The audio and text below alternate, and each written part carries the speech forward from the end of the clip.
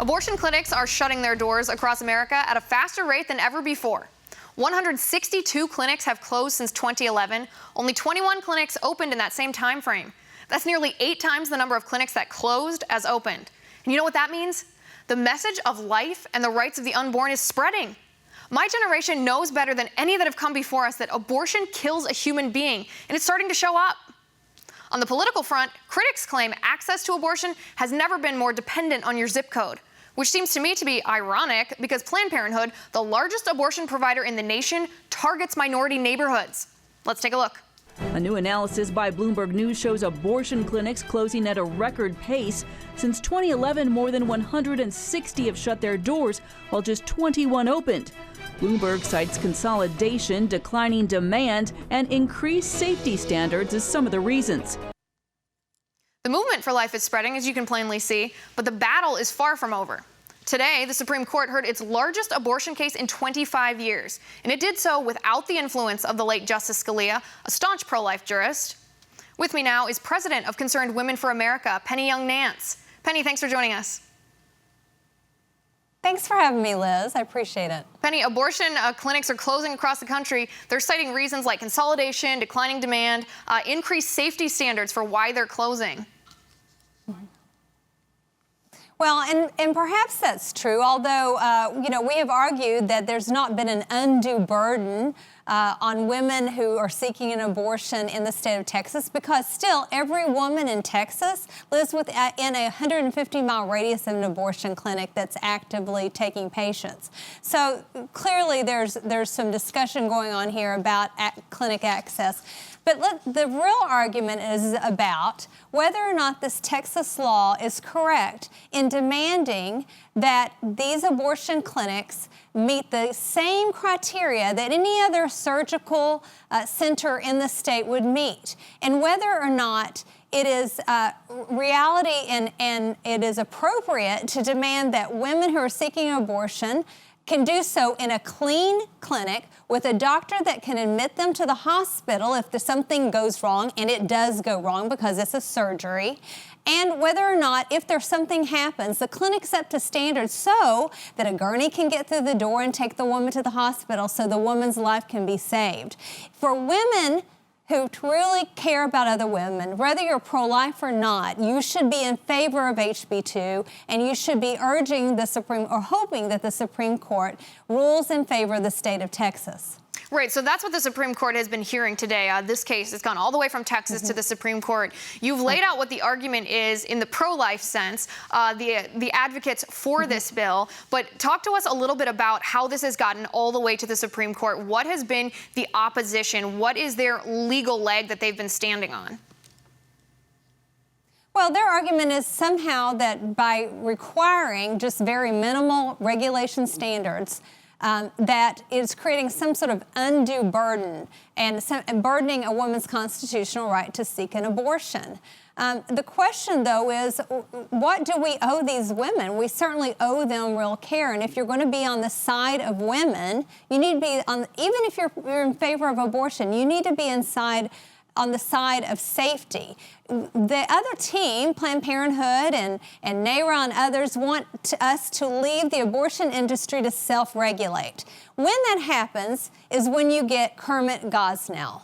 The profit motive for them is such an enticement that they tend to scrimp on the services, and the care for the women suffers. If you care about women, you should be in favor of just basic regulation, the basic same kind of standards that a dental oral surgery type of place would have, or plastic surgery, or any kind of a surgery center should meet the same standards. So somehow the abortion industry has managed for many years to set themselves aside and say, no, the state can't regulate us. Leave us alone. You can't even look to see if we're following the guidelines. The only reason that Kermit Gosnell was caught was because of a drug bust. We can't allow that ever again. Right, and Penny, the part that I don't understand is why they think that standards should be different for their procedures. If it is, when they claim it's safe, if it is safe, if it is legal, why would they think the standards would be different? Because according to liberals, all healthcare is a basic human right. Those who are proponents of Obamacare claim that it's a human right, yet they aren't arguing for, if you have an appendix that needs to be taken out, they're not arguing for no standards to be applied to that, even though they would argue under Obamacare that that's a human right that you deserve. So what is their argument for thinking that a double standard is legally appropriate? It's all politics. It's all politics. It's not about care. In some states, there's been more regulation on animal hospitals, on veterinarian clinics, than there have been on abortion clinics. That's disgusting. It is time for anyone who thinks that women deserve good health care to stand together. The early feminists would be appalled by the arguments that are being made today by the left. Susan B. Anthony, Elizabeth Cady Stanton, Victoria Hull, all of them understood the importance of life. Alice Paul said that that abortion was the ultimate exploitation of women, and it's true. We must protect women and their babies.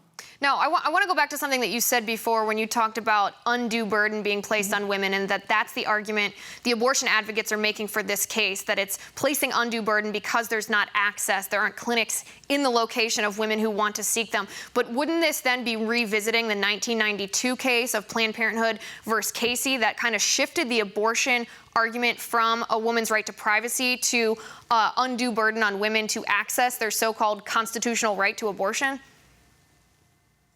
Yes, that's correct. One of the things that actually came up in the court today was the fact that the other team could not prove that one single woman has been denied an abortion, has not been able to receive an abortion in the state of Texas since this law went into place. So the whole argument, the whole game plan right now is about access. And so but their arguments aren't true, and they were even called out on the facts of their case. So clearly there's 4 justices whose minds are made up. The question is this going to be a 4-4 decision? If it is a 4-4 decision, then the lower court decision stands, and that means that the pro-life side wins. Right. Now, and what do you expect from that? Do you expect there to be a swing vote, a tie vote?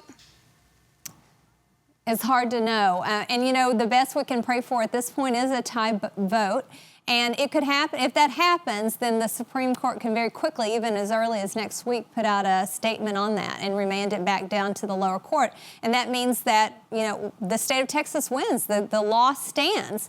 And so I'll be praying for that. And I hope that your viewers will join me in prayer that the justices that heard this, that their hearts will be open and they will understand the wisdom and the gravity of this decision in protecting women and their unborn children. Right, and Penny, I think this goes back to, regardless of whether you're pro-life or pro-abortion, just the setup of our government, that how we define rights, constitutional rights. When we define things aside from intangibles as constitutional rights, such as abortion or such as healthcare, then someone else is forced to provide that, whether or not they want to. So these clinics, even some of the ones that cited declining demand for their reasons, when is it going to get to the point that they're forced to be there because access is part of your constitutional right? Because if you have a right to it, then someone must also supply that right, or they're denying it to you. So it's a very slippery slope, and I hope even those who aren't pro-life think of it from that perspective, because it's not just going to be abortion, it's not just going to be other health care. It's going to go on and on that slope until people are forced to do things that they don't want to do or be liable for violating someone's made-up right.